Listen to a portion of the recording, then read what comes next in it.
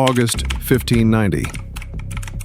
Governor John White's ship battles Atlantic storms as he races back to Roanoke Island.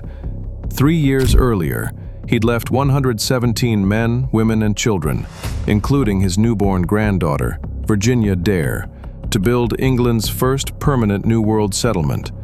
Now, as his boat scrapes the shore, silence hangs thicker than the coastal fog. The fortified village stands empty, homes dismantled, no crosses, no graves, just a single word carved into a wooden post: CROATOAN. England's quest began with ambition, not fear.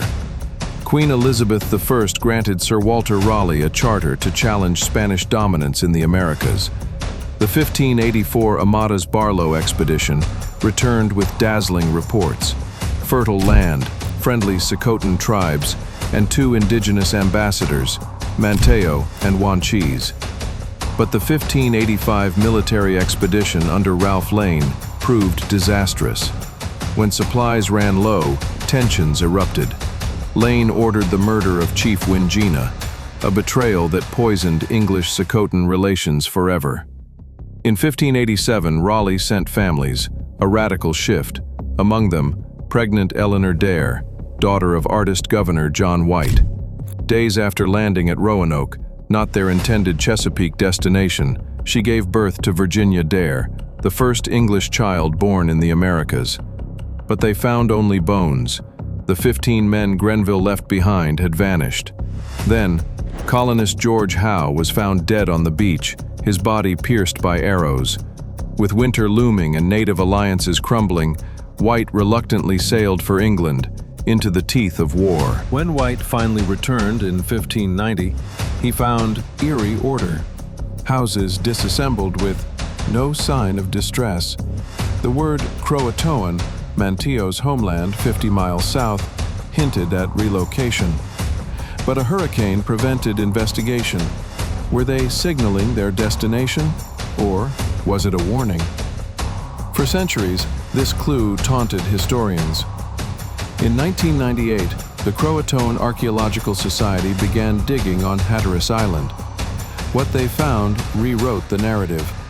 Elizabethan rings mixed with indigenous pottery, sword fragments buried beside arrowheads, and, crucially, square post holes, English style, beside round ones, native style. As archaeologist Scott Dawson declares, they were never lost, they assimilated. Meanwhile, technology revealed secrets White himself hid. In 2012, the British Museum examined his map La Virginia Pars under infrared light. Beneath a paper patch lay a 4-pointed star, marking Site X, 50 miles inland.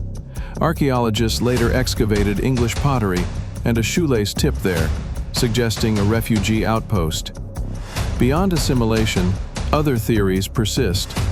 The Chesapeake migration, Jamestown settlers heard Powhatan claims of killing Roanoke refugees near the James River.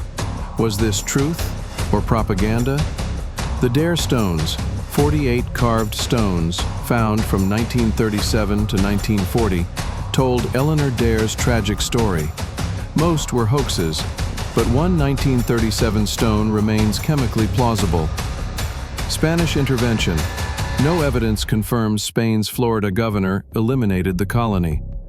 Today, Fort Raleigh National Historic Site preserves this epic mystery. Wander earthworks where colonists labored.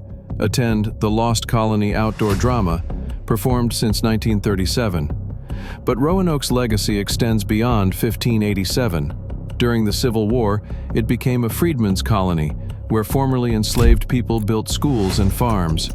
The island remains a crucible of reinvention. Why does this disappearance haunt us? Perhaps because it mirrors all immigrant hope and peril. 117 souls stepped into the unknown, not soldiers or conquistadors, but families. Their fate, whether assimilation, endless soil with X-rays, or dive into archival ink, we're not just solving a puzzle, we're reclaiming 117 human stories swallowed by time, and honoring the indigenous people who witnessed their vanishing. Subscribe for our next investigation.